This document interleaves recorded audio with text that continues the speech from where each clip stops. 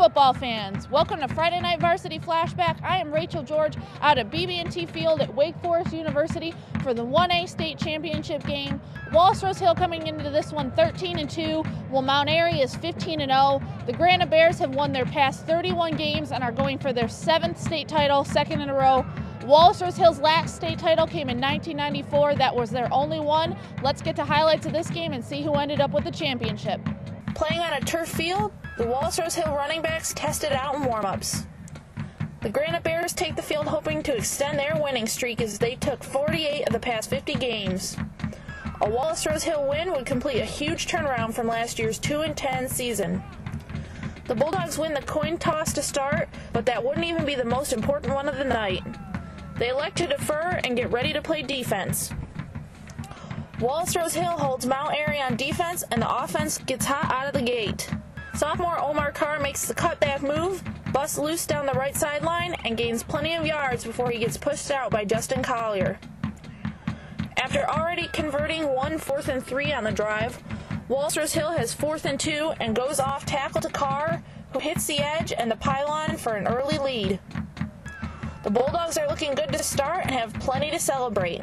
Jose Flores comes in for the point after, but pulls it left, and it's 6-0 Bulldogs. The Granite Bears show why they're here too. It's a draw play up the gut for Luke Wheeler, who takes it 50 yards for the touchdown as the camera is obstructed on the Walace-Rose Hill sideline. But that PAT is also missed, and the game is tied at 6-6. After Walace-Rose Hill's next drive stalls, the Granite Bears are on the march again. They finish off the drive on the counterplay to Andy Timoni, who outruns everybody around the left side. On the ensuing kickoff, Carr fields the ball at the 2 and then puts on a show.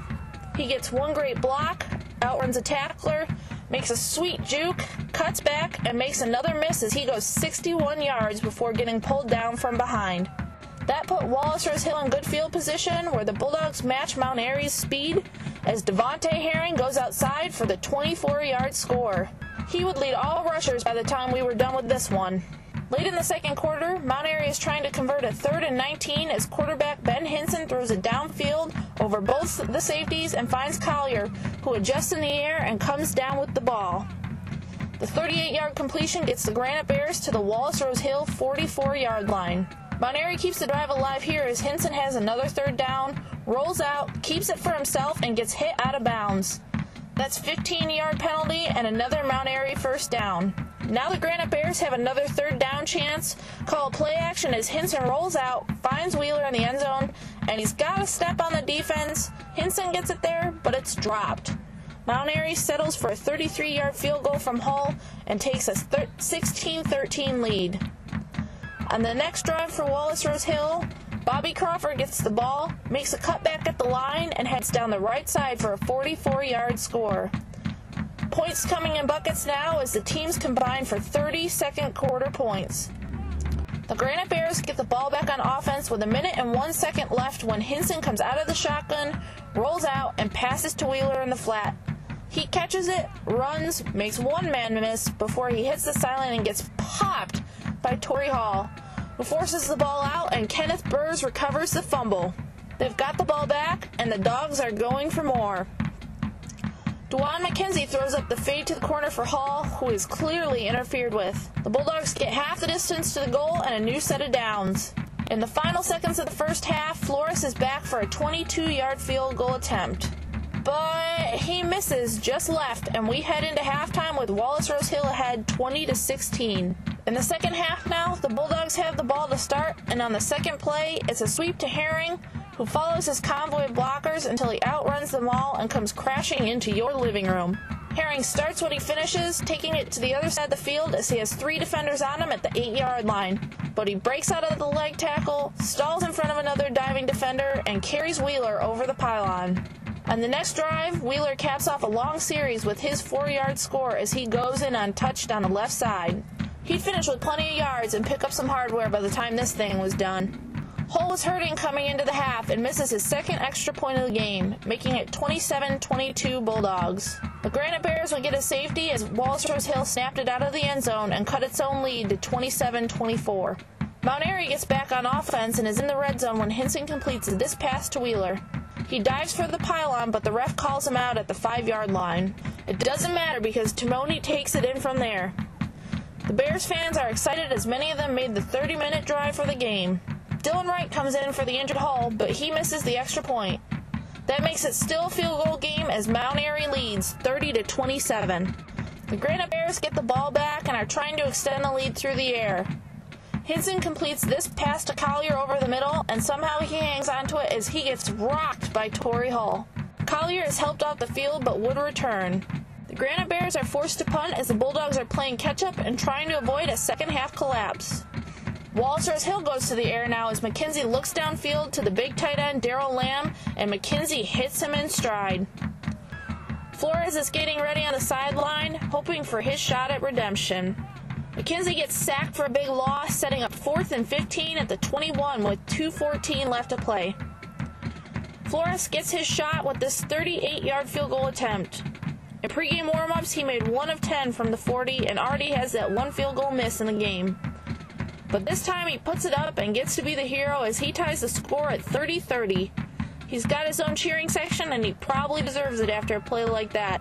Looking for the win, Mount Airy gets the ball back with one last shot at a score in regulation. Hinson is looking downfield for that winning touchdown, but he can't get it to Miles Marion in triple coverage as Torrey Hall picks him off.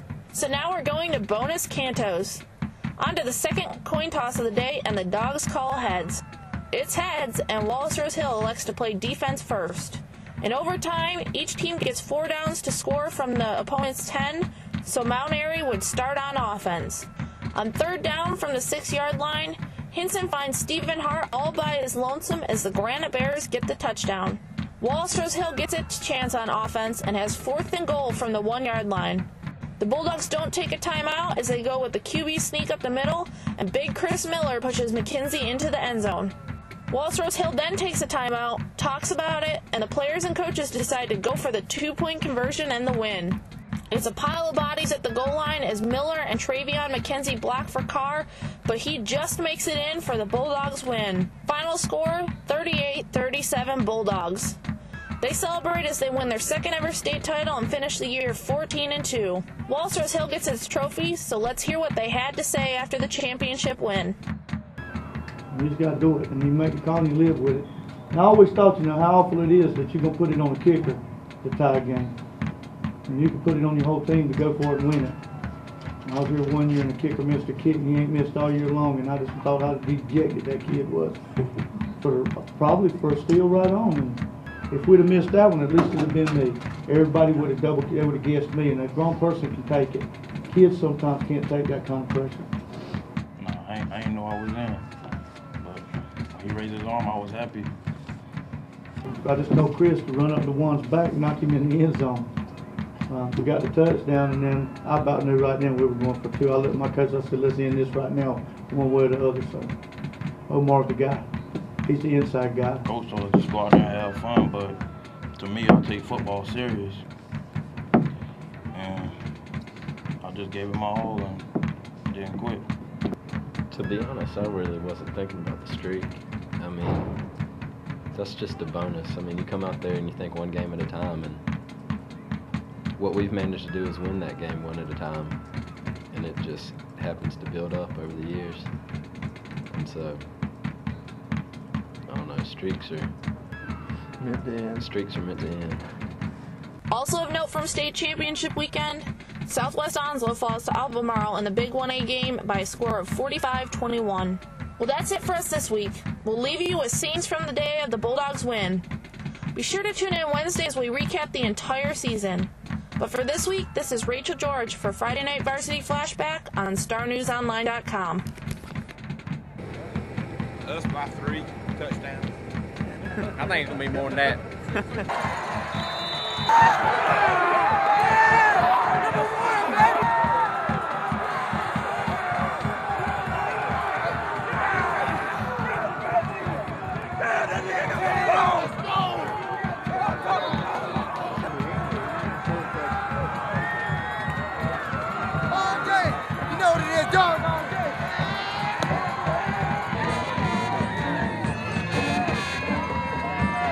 And now the naming of the Wendy's.